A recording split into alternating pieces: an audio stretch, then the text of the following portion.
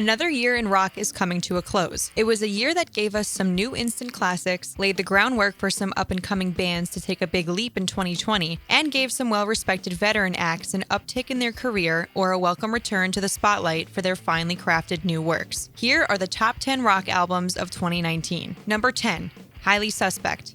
MCID. Write what you know, they say. Singer Johnny Stevens takes that to heart, being his most vulnerable on the lead single 16, speaking his mind on the politically exasperated canals, and embracing his heavy side on the Gojira guesting SOS. At 16 tracks, there's a lot to digest, but MCID finds Highly Suspect coming into their own as songwriters and artists, giving listeners a broad taste of their talents. Number 9. The Damned Things, High Crimes. It might have taken nearly a decade for the Damned Things to follow up their 2010 debut album Ironiclast, but given the end result, we aren't mad about the wait. High Crimes is everything you want out of a rock album. Catchy, gritty, and overall, fun as hell. From the chant and clap along Something Good to the dark, ominous, and bluesy Omen, the Damned Things have found the perfect balance between heavy and melodic. Meanwhile, frontman Keith Buckley shows off a wider vocal range and lyrics that will have any self-loathing creature singing along. A dark juxtaposition to upbeat tracks. Number 8, Sum 41, Order and Decline. While many of their pop-punk peers moved more in the pop direction in recent years, Sum 41 have done just the opposite. They've turned up the amps and brought the aggression. Full of punching riffs and well-executed solos, tracks like Out for Blood, A Death in the Family, and The People Verses demonstrate Sum 41's desire to get rough and gritty in an age of synth melodies and samples. Number 7, Alter Bridge, Walk the Sky. Alter Bridge have built their reputation on muscular, guitar-driven rock accentuated by Miles Kennedy's power vocals, but they still find ways to add to the musical palette. Alter Bridge keep it fresh, refusing to fall into a rut, even pulling out some synth-driven material here. The album includes some true gems that will be fine additions to their catalog, including the lead single Wouldn't You Rather, the driving Pay No Mind, the radio-ready Tears Us Apart, and the stellar Godspeed. Number 6, The Who, The Gereg. The Who may be the most deserving, and least likely, breakout rock act of the last few years. The group's concoction of traditional Mongolian folk and rock and roll works beautifully throughout the Gereg, which delivers spiritual comfort from beginning to end. Bangers like You and Shug Shug are impeccably balanced with gorgeous ballads like The Legend of Mother Swan. The album is for the adventurous rock or metal fan, unafraid to invite world music into their sonic realm. Number 5, Rival Sons,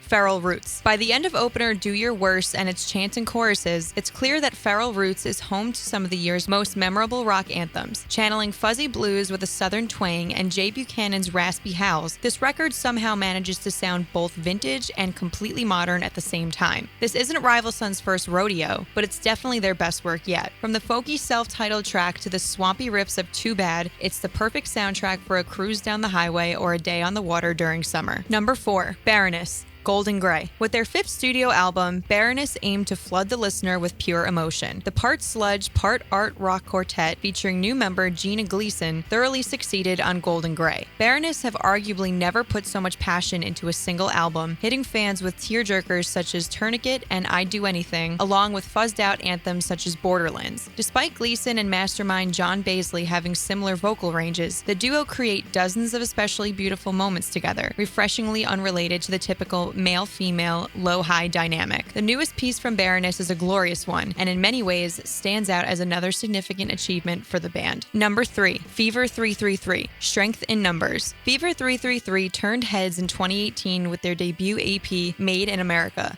and the vibrant energy that captured the imagination of listeners is impacting full force on their official full-length debut, Strength in Numbers. The single Burn It arrives at frenetic pace and continues to build toward a fevered pitch, while One of Us looks at society's divisive atmosphere and delivers the anthemic message, stand up or fucking die on your knees. Animal also shows radio potential, while The Innocent is a fierce anthem. Number 2, Badflower, Okay, I'm Sick. After a few years of bubbling under the radio radar, Badflower broke out last year with the single Ghost in advance of their first full-length album, Okay, I'm Sick. The somber, slow-burn rocker was a solid precursor for what was to come, delving into the dark side of depression and suicide. With tracks like the manic opener X Anna X, the early 2019 hit Heroin addressing substance issues, and the melancholic but catchy life reflection Promise Me, Badflower tackle more serious topics with a clear voice and incredibly catchy consistency that should make them a radio staple for years to come. Number 1, Bring Me the Horizon, Ammo. It's true, Bring Me the Horizon ain't heavy metal these days. Given their gradual evolution through Sempiternal, and that's the spirit, this should come as a surprise to absolutely no one. However, people on the internet need something to complain about, so the trolls went all in bashing the band's sonic growth on their latest album, Ammo. Judging by the lyrics to the groovy heavy metal, the band were both prepared for and unconcerned with the backlash they'd receive for their fifth album, embracing elements of dance and pop music fully. That's not to say they don't bring the riffs. Both Mantra and Wonderful Life lean on the heavier side of Ammo. Meanwhile, songs such as Ouch and Nihilist Blues, featuring pop singer Grimes, fully embrace the electronic realm. If those don't strike your fancy, the payoff comes in the tracks Medicine, Sugar, and Mother Tongue, which hit the sweet spot between the two.